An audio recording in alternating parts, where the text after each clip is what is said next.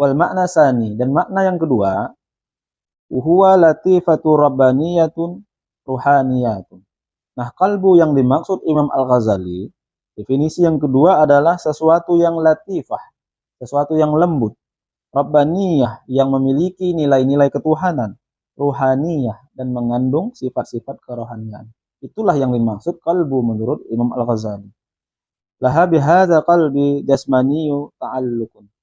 Dan baginya hati ini, pembahasan hati ini secara spesifik juga memiliki kaitan hubungan yang erat dengan hati fisik dan hati yang non fisik.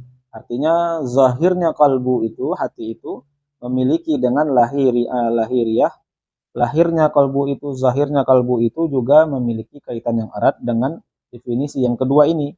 Wa tilka latifatu hiya haqiqatul insan. Hati yang lembut, yang latifah itu adalah hakikat hidup manusia.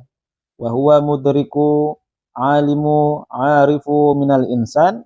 Hati yang dimaksud ini adalah hati yang memiliki kemampuan untuk memahami ilmu, untuk dalam segi kognitif manusia. Sehingga kalbu yang dimaksud yang latifah itu adalah kemampuan manusia untuk memahami suatu ilmu, untuk mengerti, untuk memahami, untuk mengerti dari dalam diri manusia. Wa tilka latifatu hiya haqiqatul insan wa huwal mukhatabu wal mu'aqabu. Sehingga kalbu yang dimaksud pada definisi yang kedua ini adalah hati yang menjadi sasaran firman Allah, yang menjadi sasaran siksaan Allah. Jadi ketika Allah berfirman yang ditujukan kepada umat manusia, maka sebenarnya tujuan dari firman Allah itu adalah sasarannya hati manusia, kalbu manusia. Dan ada kata pada ayat-ayat yang berkaitan tentang siksaan, dan tujuannya, arahnya juga itu kepada kalbu manusia, bukan lahir, bukan zahirnya manusia.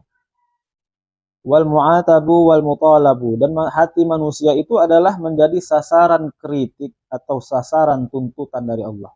Walahu alaqatun ma'al qalbil jismaniyah.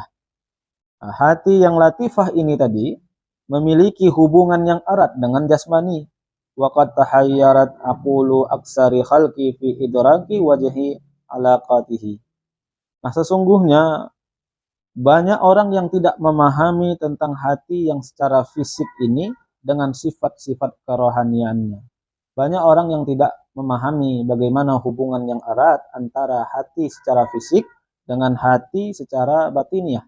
Banyak orang yang tidak memahami tentang hati tersebut. Mengapa? Karena antara hati fisik dengan hati rohani itu seperti eksiden, seperti sesuatu yang fleksibel yang terjadi kapan saja. Sehingga penjelasannya adalah seperti tubuh, hati itu, fisik itu seperti tubuh.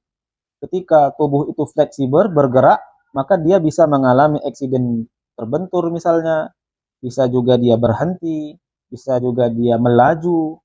Maka eksiden itu berkaitan fisik dengan tindakan eksidensinya itu sangat berkaitan. Nah, kemudian untuk mempermudah pemahaman metafor dari Imam Al-Ghazali ini, muallif menerangkan hati yang berkaitan antara fisik dengan hati latifah tadi, wal awsafi bil mausufati.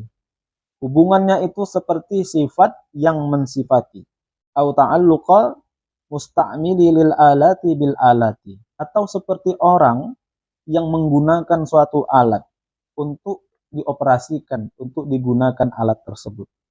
Seperti orang yang mengendarai kendaraan, mengoperasikan kendaraan. Maka kalbu fisik dengan kalbu secara batin tadi seperti orang yang menggunakan alat. Au ta'alluqa mutamakkini bil makani, atau seperti orang yang duduk di suatu tempat dengan tempat yang dia duduki.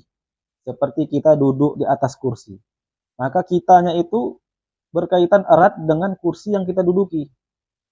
Seperti sifat yang mensifati, seperti orang yang mengoperasikan kendaraan, seperti orang yang duduk pada satu tempat. Maka orang yang duduk di satu tempat itu dengan tempatnya yang dia duduki adalah satu bagian yang tidak terpisahkan. Namun dia memiliki perbedaan secara zahir dan batin.